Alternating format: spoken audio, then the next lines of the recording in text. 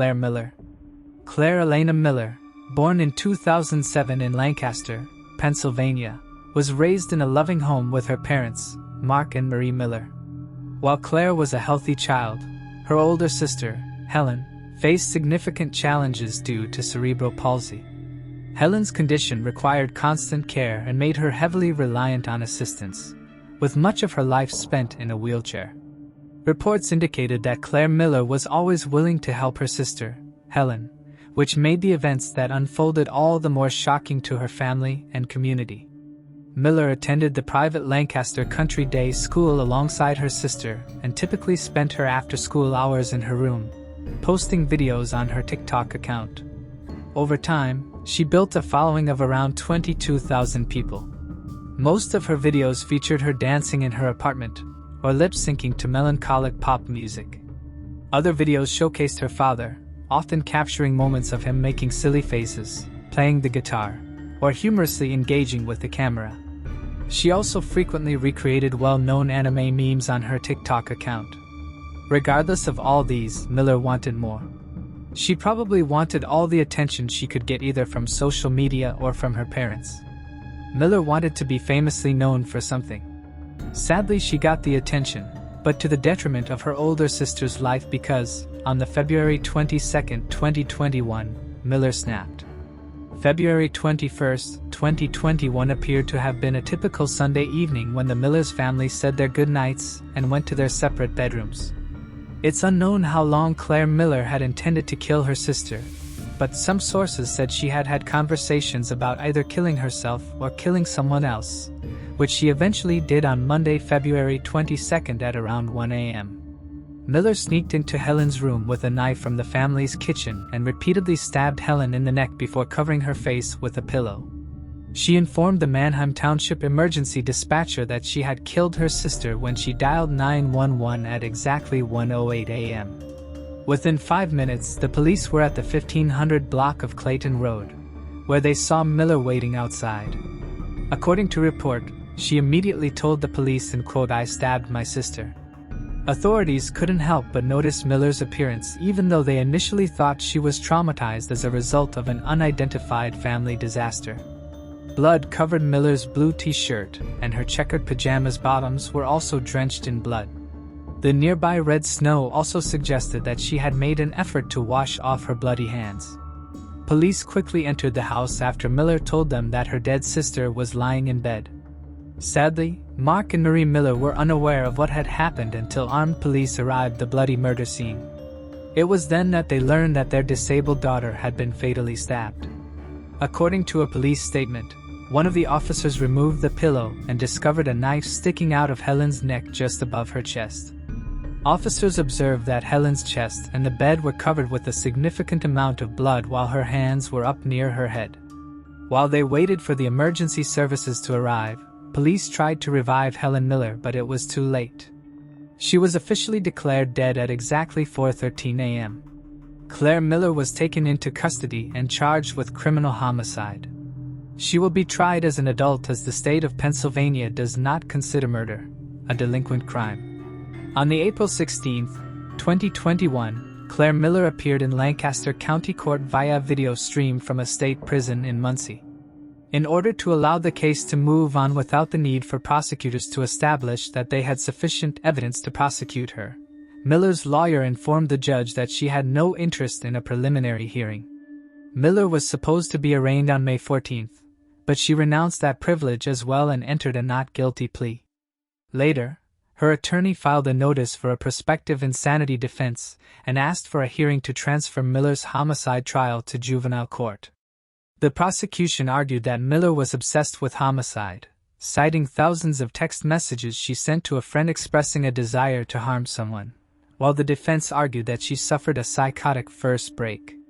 Miller's parents have testified that they have already lost one daughter and don't want to lose their other daughter to prison. Unsettlingly, Miller's TikTok audience increased by almost 11,000 after the murder became public knowledge, and her final post received millions of views before TikTok completely deleted her account. Before Claire Miller's TikTok account was deleted, several users had already recorded and shared her videos across their own pages. One of the videos reportedly showed a bloody plush giraffe and a blood-stained latex glove, though it remains unclear whether Miller herself filmed these particular clips. Claire Miller faces a potential life sentence or capital punishment if convicted in March 2023. The Miller family is enduring unimaginable pain, and it is essential to keep them in our thoughts and prayers during this devastating time. There is no way to imagine what losing both of their children in one night must be like for the parents. Before I continue, I want to remind you that only a small percentage of people who watch my videos are actually subscribed. So if you enjoy my content, consider subscribing. It's free and you can always change your mind later. Now let's move on with the video. Moving on to the next case. Janelle Melton. 33-year-old Janelle Melton resided in Neptune City, New Jersey, in 2009, living in the Brighton Arms apartment complex. She worked as a social studies teacher at Red Bank Middle School, where her enthusiasm for history helped captivate her students. On September 14, 2009, Janelle had not arrived at school by 8 a.m. It was a significant day, as Janelle had arranged for a guest speaker to visit her students. The school secretary contacted Janelle's estranged husband, Michael Melton, asking him to check on her at her apartment. Janelle met Michael after college, where he admitted to flirting with her initially. They began dating and eventually got married in Jamaica in August of 2003. Both Michael and Janelle became teachers at Red Bank Middle School. Their marriage was strong for about 3 years. Michael explained that he wasn't accustomed to so much affection or having someone love him so deeply. He had started a basketball company and was often away. Eventually, Michael filed for divorce. Janelle had grown comfortable with her own space after the divorce. Despite this, they remained cordial and spoke on the phone daily. When Michael received the call from the school's secretary about Janelle missing work, he quickly drove to her apartment. Upon arriving, he noticed her car in the driveway. He entered the apartment and called out her name. He walked into her bedroom and saw her on the floor. Janelle had her nightgown on, and Michael saw what looked like blood on it. It appeared to him that she had fallen while she was putting her makeup on. He called 911. Michael said he remembered asking Janelle what she had done. Michael feared that Janelle might have been struggling with the separation and could have harmed herself. When paramedics arrived at her apartment around 9:20 a.m., they quickly determined that she was no longer alive. Investigators discovered that Janelle had been brutally beaten and tortured over a period of time, likely in an attempt to extract information from her. She had been shot in the head twice and stabbed 5 times. Janelle had been beaten so badly that her jaw was broken in 2 places. Investigators believed at least 2 people were responsible due to the brutality of the slaying. The kitchen window was the point of entry. There was a footprint impression on the chair below the window inside of the apartment. The kitchen was in disarray, with cabinets opened and signs that someone had been searching through cereal boxes. It is believed that Janelle's life was taken during the night of September 13th in her bedroom. Investigators found a frayed piece of duct tape, likely used for binding, which had blood on it. Additionally, latex gloves were discovered near Janelle's body. The evidence was carefully collected and stored for future use. Michael was interviewed by the police, as he was the one that first found her body. Police first tried to collect any information about his relationship with Janelle. Michael admitted that they were still sometimes having relations. He said he felt like the questions were very evasive, but the police needed as much information as they could. Michael said he was visiting a friend on the night that Janelle's life was ended. His alibi was looked into. The police spoke to Michael's friend. His phone records didn't put him anywhere near Janelle's apartment on the night of the crime. Michael also consented to a DNA swab. 2 days after Janelle's slaying, a newspaper article came out. In the article, it said Michael was her estranged husband, and Janelle was found slain in her home. The article also mentioned that the divorce was to be finalized on October 6th. Michael realized that people thought he was responsible for taking her life. Michael said everyone turned on him. Janelle's family and their colleagues all believed he was responsible. Michael's friend was an attorney. He agreed to defend him pro bono. He was told not to speak to anyone. When Michael returned back to work, he had a memo on his desk saying he could not teach anymore or have any contact with students. Michael met the school officials with his attorney. It was recommended to him that he take a desk job while the investigation was ongoing. On November 10, 2009, 2 months after Jonel's body was found, the DNA came back from on the duct tape. The duct tape had Michael's DNA on it. Jonel's DNA was also found on it from the blood that was left behind. The police believed that Janelle had been duct taped to a chair before the attack. Michael claimed that the tape had been stuck to his shoe when he found Janelle, so he used his hands to pull it off, and that was why his DNA was on it.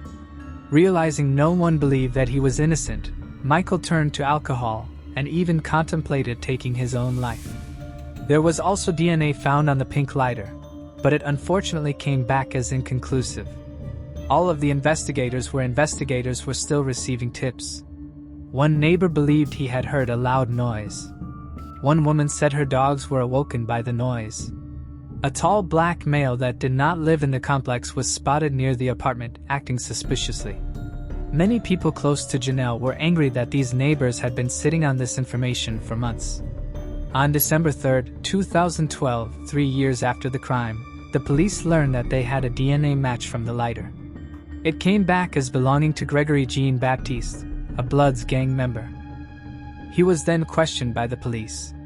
Baptiste said that he had never seen Janelle before and had never been at her apartment. The police went in circles with Baptiste as he would not confess to anything. After 27 minutes, he refused to talk anymore. Michael reached out to a friend to help clear his name. The friend went out to talk to people in the area. The friend actually got crucial information, and Michael told police about what he had heard. Apparently, gang members were looking for a drug dealer named David James, aka Munch. David lived directly next to Janelle. It was rumored that David had $15,000 in a freezer. His girlfriend was overheard by these people talking about drugs at a party. They ended up at the wrong apartment and assumed Janelle was the girlfriend of David. Investigators then went out searching for anyone who would talk. Finally, an informant gave them 3 names.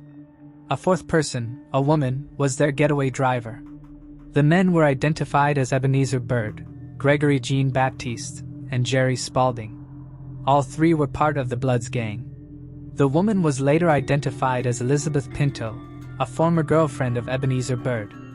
It was on December 1, 2015 that a woman named Norika Scott identified Elizabeth Pinto as the getaway driver. Norika had been Ebenezer Bird's current girlfriend. She went to the police after hearing his confession during one of their prison visits. It was clear to the police that she had been very afraid to come forward. Elizabeth Pinto was interviewed. She was also afraid to talk. She finally said Jonelle deserved justice and admitted that she was the getaway driver. She said that all 3 men dressed in black and told her where to drive.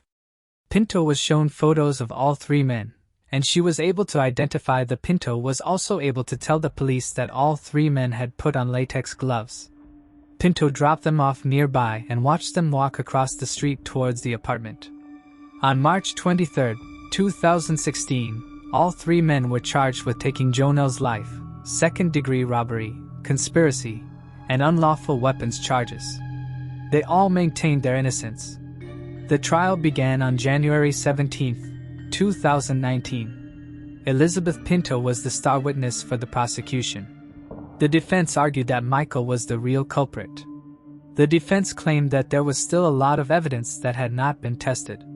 The prosecutors believed that Janelle was home alone on September 13, 2009. Elizabeth Pinto went to the home of Bird's mom and found all 3 men there. They had her drive them over to the Brighton Arms apartments. Baptiste went in through the window and dropped his lighter. He then opened the sliding door to let the others in. Janelle was in her bedroom. Before the attack, they taped her to a chair. They were searching for the money and drugs, but realized that they were in the wrong apartment. They shot Janelle, probably so she would not identify them. The phone records of all 3 men placed them at Janelle's apartment. They were all found guilty of taking Janelle's life, robbery, conspiracy, and weapons charges. A 4th man, James Fair, was also found guilty of conspiracy to commit burglary. He had been the one to spread the word that David kept his money in the freezer. They were all sentenced to life in prison. Elizabeth Pinto pleaded guilty to conspiracy and was sentenced to probation. Their crime spree, which spans over 28 years, is over, said Superior Court Judge Joseph W. Oxley. James Fair is serving an 82-year sentence from unrelated charges. One of Milton's sisters, Connie Sadler, told the judge about the victim's dedication to her profession and her students. Janelle was not just a teacher by profession, Connie said. It was her mission. I believe Janelle knew that teaching was her calling from God. Janelle wanted to do more than inspire students academically. She wanted to make a real and lasting impact in their hearts and their lives. What the three men did to her sister was a heinous and demonic act, Connie said. But, she added, I know Janelle is a Christian, and she would want me to forgive them. I pray for them, and I pray that God will have mercy on them. Every action comes with consequences. Michael Melton went to rehab and is now concentrating on his basketball spotlight company. He mentioned that after learning the truth about what happened to Janelle, part of him felt relieved because it confirmed he wasn't responsible. However, the other part of him was deeply saddened, knowing that her life was taken over money. He added, Now my life isn't about me anymore. It's about serving the community and striving to save lives. That's what brings me peace and drives me every day. I was given a second chance, so I feel compelled to make the most of this gift I've received. Moving on to the next case. Mark hacking. In a low-level position at a children's psychiatric unit in Salt Lake City, Mark Hacking secretly admired the doctors he worked with. He aspired to be like them, and through a series of lies, he convinced everyone around him, including his wife Lori, that he was on the path to medical school. His family believed he had graduated with a bachelor's degree from the University of Utah, but the truth was he had dropped out. Although there were subtle signs of his dishonesty over the years, the Hackings never connected the dots. 3 years before Lori's tragic death, she received a voicemail from Mark's mother, expressing confusion. She had tried to pay Mark's undergraduate tuition, only to learn from the college that he wasn't even registered as a student. Mark brushed it off, saying he had just forgotten to cross a few T's and dot a few I's in the registration process, and that it was all fixed now. His family believed he had worked it all out, and was a full-time student who eventually graduated with honors. His mother even helped him with term papers and allowed him to keep his old textbooks at her house. 1 year later, he began an elaborate process to make it look like he was applying to medical school after he seemingly received his undergraduate degree. He would speak of the application process and interviews extensively, even going so far as having his family members drive him to prestigious Ivy League schools for so-called interviews. He flew to Manhattan, where he stayed with his cousin under the pretense of having an interview at the University of Columbia Medical School. Afterwards, talking at length about how he felt the interview went. Eventually, Mark told everyone he had been accepted to the University of North Carolina Medical School, and he and his wife, Lori, procured housing in North Carolina and prepared to embark on the cross-country move. Lori had quit her job at Wells Fargo and had packed all their possessions in preparation for the upcoming relocation. During this time, Lori also found out she was pregnant. On July 15, 2004, Lori emailed her and Mark's family their new address in Chapel Hill, North Carolina. Whether the house was actually there or was another part of Mark's lie is unknown, as they would never move in. On July 16th, Lori received a phone call from the University of North Carolina which caused her to leave work early, crying and obviously distraught. The details of the phone call are unknown. But in the early hours of July 19th, Mark called the police to report his wife as missing. He said she had left for an early morning jog and never returned. The case garnered almost instant media attention, and Mark could be seen on live television making a plea for any information on his wife's whereabouts and thanking the search and rescue workers for doing their jobs. But in the days succeeding, police quickly became suspicious when his financial history revealed he had bought a new bedroom mattress in the minutes prior to making the 911 call. On July 20th, Mark was reported by a nearby hotel for walking in public naked with only his shoes on. He was checked into a psychiatric hospital by his family, although many people thought him to be faking, as experts pointed out that had he truly gone crazy he would not have kept his shoes on. As the investigation continued to turn up startling facts, his family was notified that his life had been a lie. This led Mark's father to confronting him, and Mark admitted to brutally killing Lori while she slept and putting her body in a dumpster. Police would find her badly decomposed body buried under almost 2,000 pounds of garbage on the October 1st in a landfill. Lori's parents have memories of their daughter all over the house. They have done their best to preserve all the years of Lori's life up until her death. In the days following the news that Mark had killed her, a digital photography company, Aurum, offered to digitally erase Mark from all of the family photos for free, and Lori's headstone has no mention of the hacking name. Mark received 6 years to life, a sentence that sounds shocking and inspired a new law called Lori's Law to make the mandatory minimum for murder 15 years. Mark will be eligible for parole in 2035, a sentence many believed is far too weak. The worst part of it all, says Lori's brother, is that none of this was necessary. He believes that Lori would have loved Mark no matter what as long as he was trying his best, and that this elaborate lie Mark led was for him and not for her. The University of Utah offers the Lori Hacking Scholarship, awarded annually to a woman who has demonstrated resilience and strength by overcoming significant adversity and challenging circumstances to achieve her current success.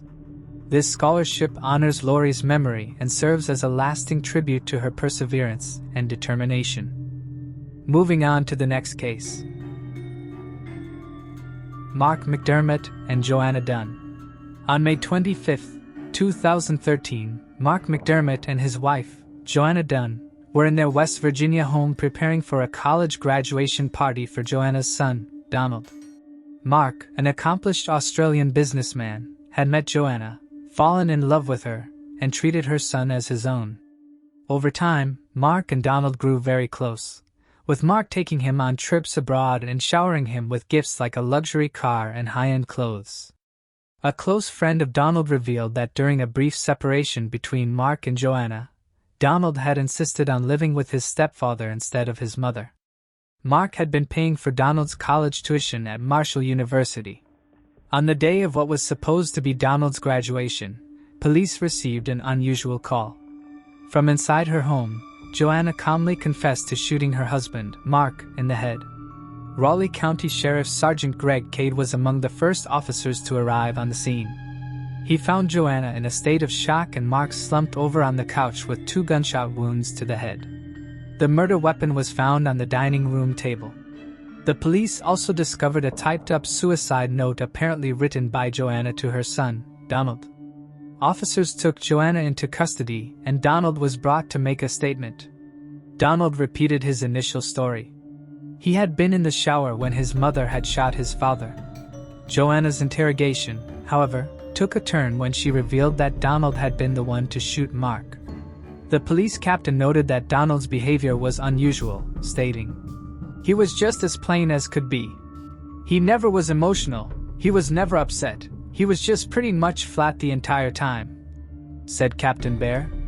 It didn't take much questioning for Donald to eventually admit to his crime, revealing that he had killed to cover up a secret. According to Donald, he had flunked out of Marshall University years before the graduation party was set to take place that fateful day. He had been kicked out due to poor grades despite academic warnings. Donald had fabricated report cards to convince everyone, including his own fiancée, that he was still in school. He created very realistic schedules of leaving for class and locking himself in his room to study. He fooled all of his friends and family. Donald knew that he would be exposed on the day of his graduation and began planning the murders around spring break. He started going to the gun range and was target practicing almost every week. He had intended to make the crime look like a murder-suicide, but when Joanna had come home that day, Donald had already murdered Mark. He sat Joanna down on the bench and asked her to close her eyes for a surprise. Expecting it to be a gift related to his graduation, Joanna closed her eyes and Donald put a gun to her temple and pulled the trigger, except the gun failed to fire because of a simple malfunction which saved Joanna's life. Realizing that the surprise was a gun, she opened her eyes and managed to knock the gun away. Joanna then convinced Donald to let her call the police if she took the rap for the murder. Donald agreed, which led to her strange 911 call and forced confession. After only 5 hours of questioning, Donald confessed as to why he planned the murder. He said, "It wasn't really the thought of upsetting them. I guess it was the thought of losing a vehicle, losing a place to live, losing fancy custom shoes and junk like that." During his confession, he told police he thought he would get sick or upset after murdering his stepfather, but that he never felt those symptoms of regret. Mark's family in Australia was devastated at the loss of the big-hearted, jovial family man. Still to this day, I'll never make sense of it because it's just a heartless monster that was born and took my brother who lost his life for showing too much love, said Mark's sister, Tracy McDermott. Donald never expressed remorse for his actions to detectives. He even said that he would do it all again. Donald was sentenced to life in prison and his most recent appeal has been denied. Surprisingly, Joanna continues to maintain a relationship with her son, visiting him in prison, despite him taking the love of her life and nearly ending her own life as well. This has baffled many people close to her. Moving on to the next case. Patrick McDermott. Patrick Kim McDermott was born in Seoul, South Korea, in September 1956. Shortly after his birth, he was put up for adoption and was taken in by an American family at the age of 2. As an adult, Patrick worked as a cameraman. In 1992, he married Yvette Nippur, an actress known for her roles in 1980s and 1990s TV shows like RoboCop and 21 Jump Street. However, the marriage was short-lived. In 1994, Patrick and Yvette began divorce proceedings. After his disappearance, several issues surrounding their divorce, Patrick's financial situation, and his struggles as a father came to light. At the time of their divorce, Patrick, who had one child, owed $800 a month in child support. In April 2005, he was ordered to make all outstanding payments. Furthermore, in 2000, he filed for bankruptcy while owing around $31,000 to creditors. It was also noted that in 2002, Yvette and Patrick had fought over visitation rights, with Yvette stating in a petition that her ex-husband had a lack of parenting skills, often encouraging their son to play hockey, adding that he also had issues controlling his temper. Shortly after his divorce, Patrick began dating 70s pop star and Grease actress, Olivia Newton-John.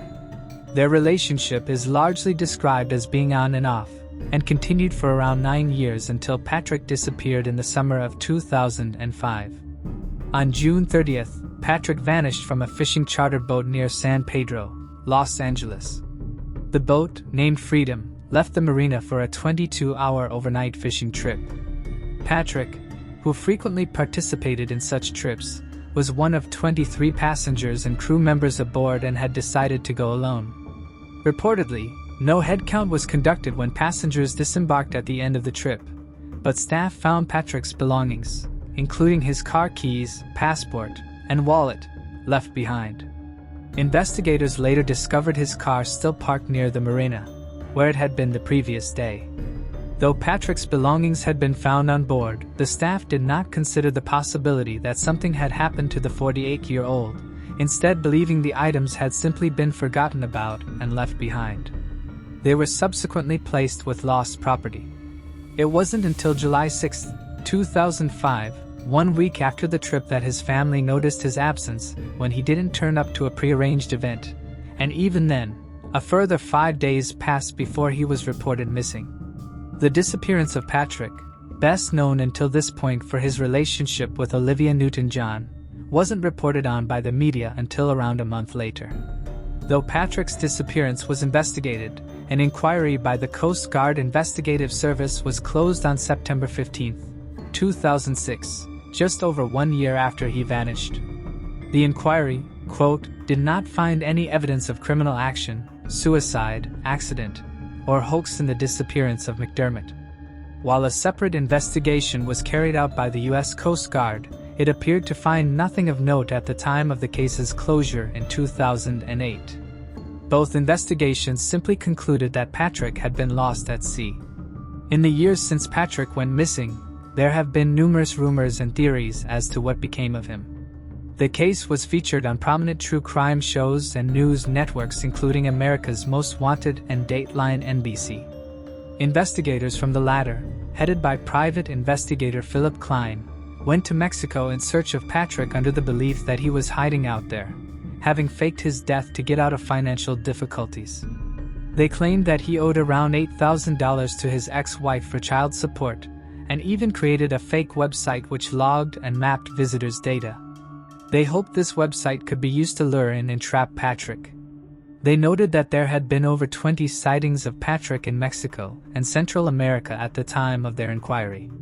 Then in April 2009, Klein and his team claimed that they had successfully located Patrick and that he was living in Mexico under the name Pat Kim in Puerto Vallarta. They added that they had been contacted by a representative of his and that they had deemed the representative to be credible. Notably, you may recognize the name Philip Klein from one of our other videos, 3 Eerie Missing 411 Cases That Will Leave You Scratching for Answers, in which we featured the case of Dior Coons Jr., a toddler who vanished from Idaho in 2015. Philip Klein was hired to work on Dior's case, but later left the investigation before being rehired. He has a poor reputation with several accusations of harassment against him, and he has had several defamation lawsuits brought against him too. Patrick's ex-wife Yvette took issue with Klein's involvement in the case. In March 2012, she wrote to Jeff Bezos, who was still Amazon's CEO at the time, and asked him to stop promoting Klein's book, claiming that Klein was a, quote, well-known serial liar who was simply looking to be famous at the expense of an unfortunate tragedy in our lives. She added that while Klein repeatedly promised he could prove her ex-husband was alive, neither Yvette nor Patrick's family ever received such evidence. In 2016, Klein's claims were pushed again when he spoke exclusively with Woman's Day magazine, claiming that Patrick, who would have been 59 at the time, was living in Sayulita, an isolated Mexican village, and that he was probably now working in the yachting industry for a high-profile family down there. A year later, it was reported that Patrick was alive when a photo was submitted to an Australian magazine named New Idea. The photo showed a woman and a man, the latter of whom resembled Patrick McDermott. 3 months later, the photo was debunked by the Canadian Broadcasting Corporation, which revealed that the couple in the photograph had come forward and identified themselves. None of the reports from Philip Klein claiming that Patrick is still alive have been substantiated by law enforcement. He is still considered a missing person. Moving on to the next case. Sarm Heslop. 41-year-old Sarm Heslop was last seen at a restaurant on the island of St. John in the U.S. Virgin Islands with her boyfriend, 44-year-old Ryan Bain, on March 7, 2021. The couple had met the previous year through Tinder and were working together on Bain's 47-foot-long catamaran, Siren Song. The boat was moored in a bay off the western coast of St. John and was available for private charters. Sarm worked on the catamaran as a cook. Before this, Sarm had worked as a flight attendant with the airline Flybe. On the evening of March 7th, she and Bain had dinner together. Due to COVID-19 restrictions at the time, they were required to leave the restaurant by 10 p.m. and return to the Siren Song, which was moored 200 feet from the shore in Cruz Bay. This meant they should have taken a dinghy from the shore to the boat. According to Bain, Sarm was asleep by 10 p.m., and by 2:30 a.m., just 4.5 hours later, she had vanished. Upon discovering that she wasn't on board, Ryan took the dinghy out to the island to report her disappearance to the police, who in turn told him to call the Coast Guard. Although he eventually did, Bain waited until 11:45 a.m. to do so, a whole 9 hours later. He has never answered as to why he waited so long between finding out she was missing and contacting the Coast Guard. Sarm's family find Bain's behavior to be rather suspicious, with her father noting, "It just drives me nuts." What happened between 2 and 11:45 in the morning? He didn't shout or holler. He didn't ask for anyone. He simply made a phone call to the police. There were no answers. Adding to the suspicion around Ryan Bain's character is the fact that he refused to allow investigators to search the siren song. To this day, it has never been searched. He claimed that he didn't allow authorities to search the watercraft on the advice of his lawyer. More bizarrely still, Bain has repeatedly declined to be interviewed, something which has never been pushed back on even though he is the last person to have seen Sarm alive. Sarm's phone, purse, and passport were all found on the catamaran and were handed over to authorities. Law enforcement in St. John's searched the coastline divers and sent dogs, but were unable to locate Sarm or her remains. Furthermore, they found little evidence to what might have taken place on the night of her disappearance. The most information they gathered was from a witness who came forward around 9 days after she went missing, claiming that they heard a scream out at sea, roughly in the direction of the siren song in the small hours of March 8th, around the time Saab is believed to have gone missing. 2 weeks after she vanished, the FBI was reportedly brought in to assist with the case. Although Saab's family noted that while the FBI offered to assist, their offer was turned down. Loved ones described the 41-year-old as level-headed and a strong swimmer, claiming that it would have been hugely out of character for her to have gotten up in the middle of the night to go swimming. Another friend added, "This is Sarmione who sailed across the Atlantic without incident only to disappear 100 feet from the shore." The pieces in the puzzle don't add up.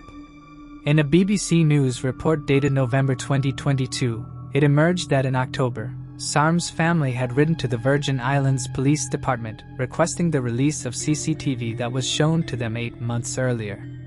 The footage showed what appeared to be Sarm and Bain heading to a dinghy, but the police stopped the footage before seeing Sarm and Bain board his dinghy. In the letter, Brenda Street, Sarm's mother, wrote, "I would like all of it, not a shortened version shown on the day I was there on the island." This crucial bit of footage displays surroundings, people, actions, and behaviors, and information that may have been missed. It was later reported that the VAPD refused to show the parents the remainder of the tape, or release it as it would, quote, jeopardize the ongoing investigation. Sarm's family also noted that in the CCTV, she was wearing a different outfit to what had been described by Bain. In the footage, she is wearing a skirt or shorts, not the black floral dress Bain had described. Furthermore, Sarm's parents never received the black dress when her belongings were returned to them. Other criticisms leveled at the VAPD include their failure to communicate with Sarm's family. Her mother, Brenda, told the BBC, "They just seemed to try and push it under the carpet. I had an email from the VAPD a couple of weeks ago. That's the first time in 18 months. It said, 'Hope you're doing well. Have you any further information?' My relationship with the authorities is non-existent. They just ignore us. We sent a long list of questions, lawful and legal ones, but they just didn't reply." Furthermore, in 2023, it came to light that the 911 call to the Coast Guard made by Ryan Bain was not recorded. The Coast Guard claimed this had occurred due to a fault in the system. In November 2021, the siren song was put up for sale with its name removed. Locals in Grenada, where it was moored, alerted Sarm's family to this. They called for a full forensic search of the boat before it went to new owners. This has not been carried out at the time of recording, and whether the watercraft has changed hands is unclear. Sarm Joan Lillian Heslop is still missing, and her loved ones are desperate for closure. Originally from Southampton, England, she was 41 when she disappeared in the early hours of March 8, 2021, from St. John in the Virgin Islands. Sarm is described as a white female, standing at 5'8" with long dark brown hair. She has an athletic build and a large, colorful tattoo on her shoulder featuring a seahorse, butterfly, and flower. Anyone with information about Sarm's whereabouts can contact the Virgin Islands Police Criminal Investigation Bureau at 340-774-2211 or 340-778-2211. You can also reach out to the U.S. Virgin Islands Crime Stoppers at 800-222-TIPS. Moving on to the next case. The Miyazawa family. Today's case takes us to Setagaya, Tokyo, a peaceful suburban-style residential area just a short distance from central Tokyo. Known for its art museums, libraries, and numerous parks, Setagaya also boasts many upscale residential neighborhoods, making it a sought-after community. Setagaya is a vibrant area popular among young people, known for its trendy coffee shops, charming bookstores, and lively student pubs. Among its residents was the Miyazawa family, a cheerful family of 4 who led a quiet, suburban life. In December 2000, they had planned to celebrate New Year's Eve at home, cooking a special meal and looking forward to the year ahead. Mikio Miyazawa, the 44-year-old father and head of the family, worked as a corporate identity developer for Interbrand, an international media and marketing firm based in London with offices in 19 cities worldwide. Mikio worked remotely from home, utilizing a private study on the ground floor as his office. His wife, Yasuko, was a 41-year-old beloved teacher who was well respected by her students, their parents, and colleagues. Together, Mikio and Yasuko had 2 children, an 8-year-old daughter, Nina, and a 6-year-old son, Rei. Rei had a speech impediment and required special attention. Tragically, the entire family became victims of a horrifying crime that shook their quiet community. The Miyazawa family occupied a duplex, a sizable house that had been divided in 2. The other half of the house at the time was being resided by Yasuko's mother, Asho Jino. The duplex was close to Sashigaya Park, which has walking paths, sports fields, a children's playground. After settling into their house in 1990, the Miyazawa family fell in love with the lifestyle it provided. However, a few years later, the government decided to turn the area into a park for recreation and purchased all the nearby homes to make room for the project.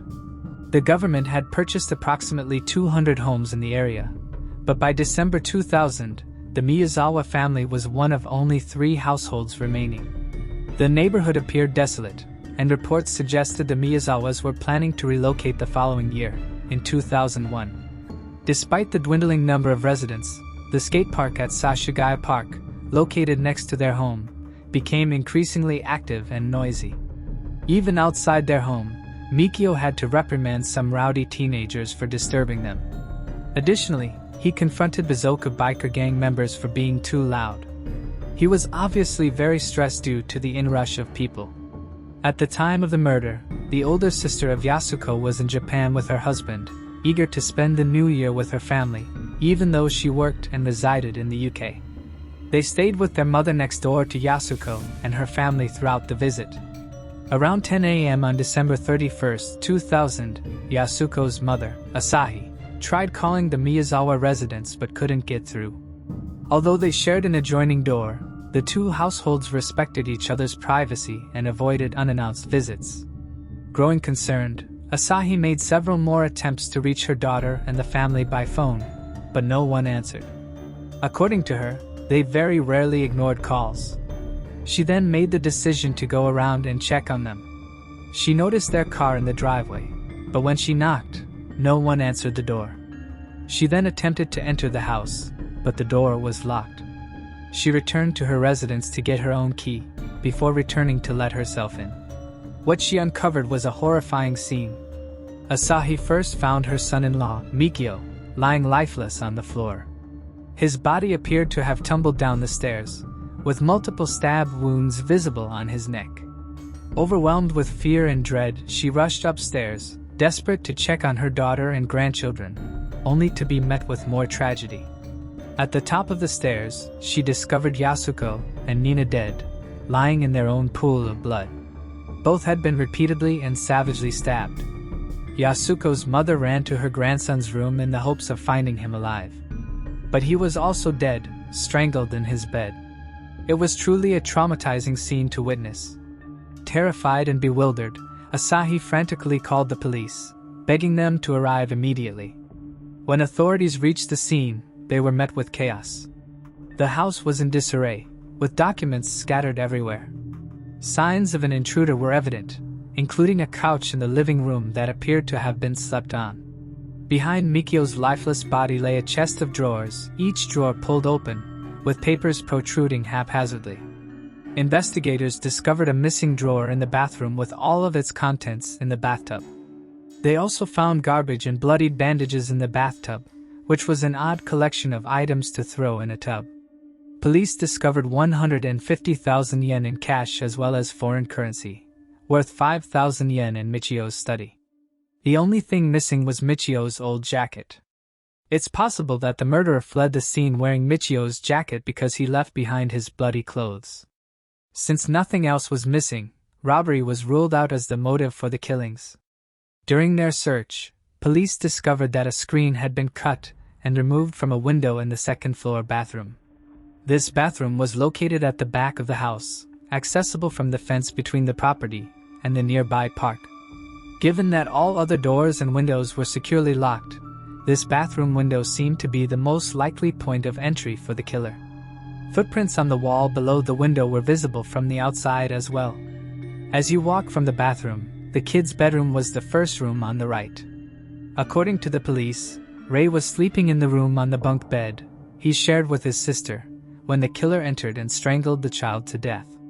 Most likely noticing movement upstairs, Michio went to see if his son was alright. He was pushed down the stairs after being stabbed with a sashimi knife at the top of the stairs.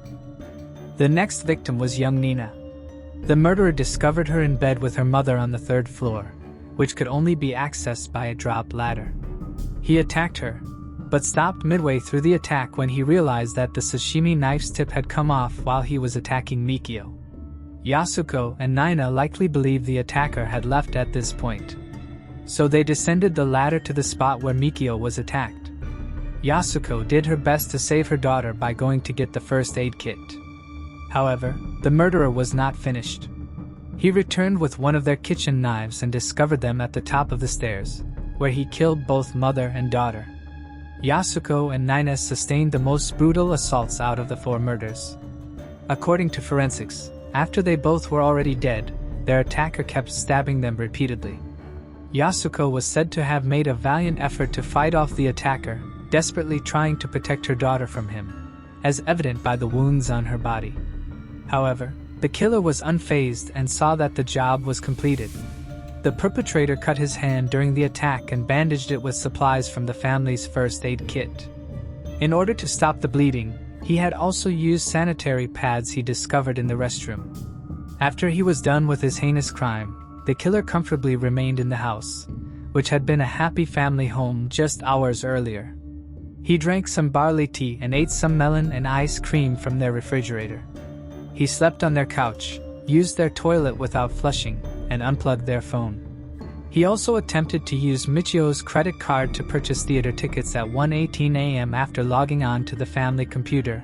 However, he did not finish the transaction because he lacked all the necessary security details. He went on to set up browser bookmarks for the websites of the business Mikio worked for and the institution Yasuko worked for as well.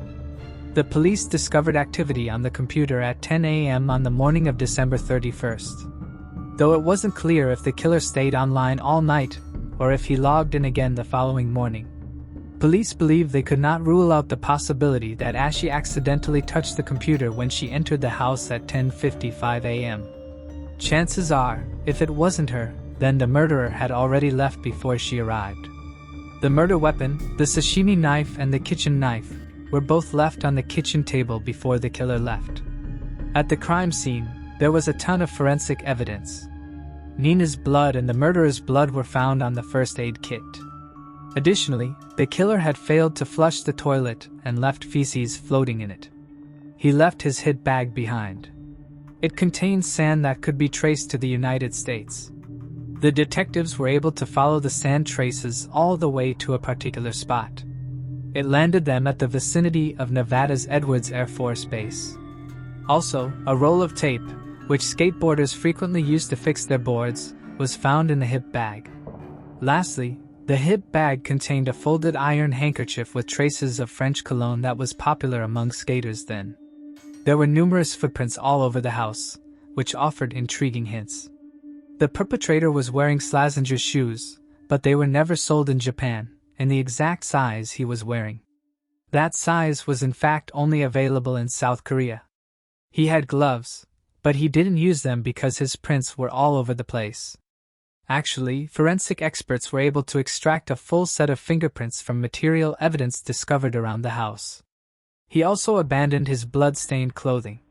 His clothes, however, were left at the scene neatly folded, in contrast to the way he left the drawers, documents, and ice cream cups. Unlike the soft water in Japan, the clothes had been washed in hard water with a higher mineral content. The water used was typical in Korea though. The purchase of the sweater the killer wore and the knife he used was tracked by the police to the Kanagawa prefecture. Only 1/30 of the identical sweaters were ever sold, but only 12 of the owners could be located by police. So if the sweater was bought in Japan, but washed in Korea, could it be that the murderer resided in Japan, but visited Korea before the killings? Maybe the sweater hadn't been washed in Japan since he bought it, because it was made in Korea. The blood found at the scene of the crime was used to create a genetic profile, which revealed that the unidentified suspect was mixed race. The killer's father was East Asian, while his mother was of Southern European ancestry. DNA revealed a unique gene sequence that can only be found in people of Chinese, Korean, or Japanese ancestry. 1 in 5 men of Korean descent, 1 in 10 Chinese men, and 1 in 13 Japanese men fit this type of profile. Detectives believed the theory that the murderer was a foreigner. Accepting that such a monster was not from your country was simpler.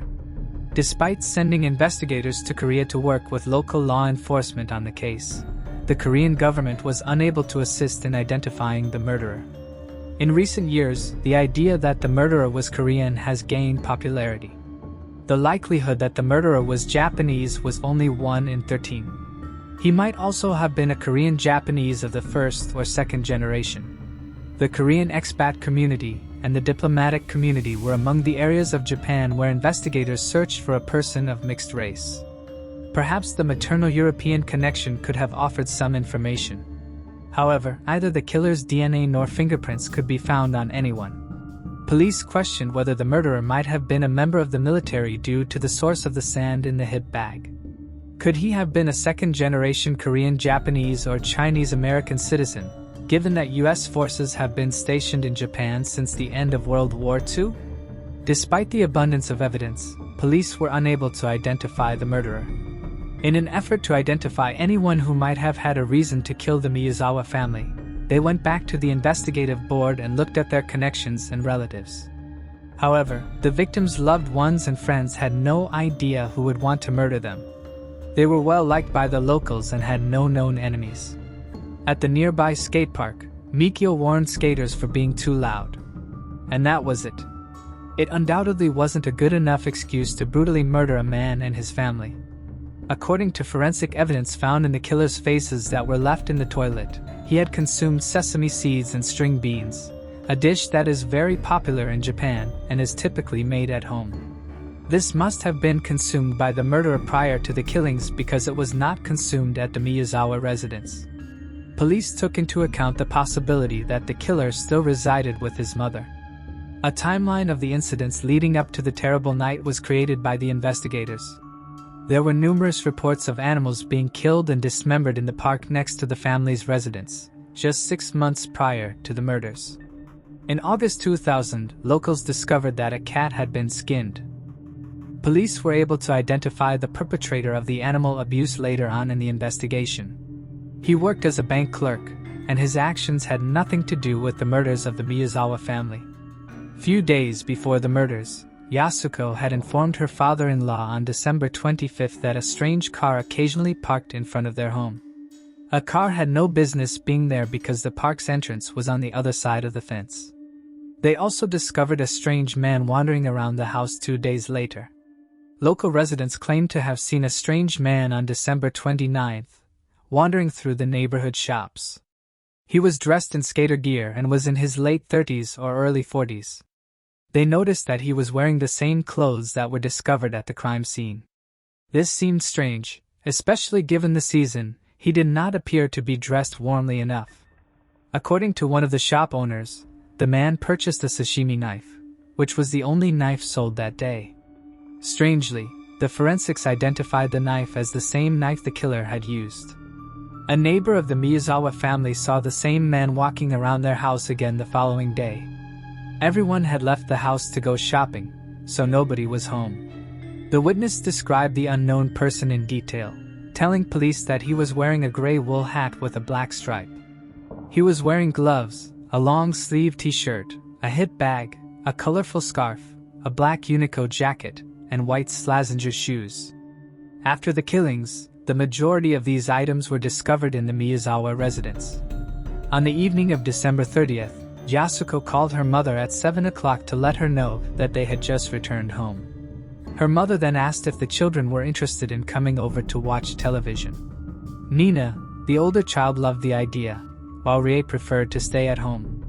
Nina spent a few hours with her grandmother next door before leaving between 9 and 9:30 p.m. to go to bed. The family computer was used for the last known activity in the Miyazawa residence at 10:38 p.m. Mikio opened a work email that was password protected. He is the only person who is likely to have known the password to open the email. A neighbor overheard a fight inside the Miyazawa's house at 11 o'clock while he was taking a stroll in the park. It sounded more like a husband and wife arguing than like a physical altercation.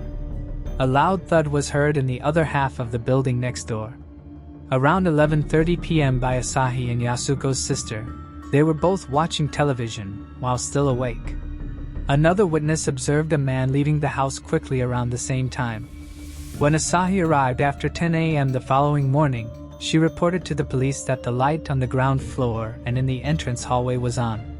However, the light, according to a paper boy who delivered papers at the Miyazawa's doorstep on the morning of 31st, was not on. A taxi driver came forward after the murder and admitted to the police that he had picked up 3 middle-aged men close to the Miyazawa family home. According to him, the silence in the car was unsettling, almost too quiet. The driver said there was blood on the back seat when they exited, and one of the men was hurt. Another tip came in again soon after. A young man visited a clinic on December 31st, about 70 miles north of the Miyazawa family home. His hand had been cut so deeply that his bone was exposed. Medical personnel were treating the wound. The man was described by staff as being very composed and not showing much concern for his injury. Given how serious the wound was, they thought his behavior was odd. The man was described as being in his 30s, wearing a black down jacket and jeans. He left the center without giving any information, not even a name or an address. Only later, in the investigation, was this tip determined to be significant. Police initially believed that the murderer had left the scene in the middle of the night, but after processing the crime scene and receiving the results of the blood tests, they came to the conclusion that he had actually left in the morning, just before Asahi arrived. Numerous months had passed by the time the data from the medical center was analyzed, and police were still without any leads on the man. In 2018, Tokyo police made information about their suspect public in the hopes that someone would be able to assist in prosecuting him.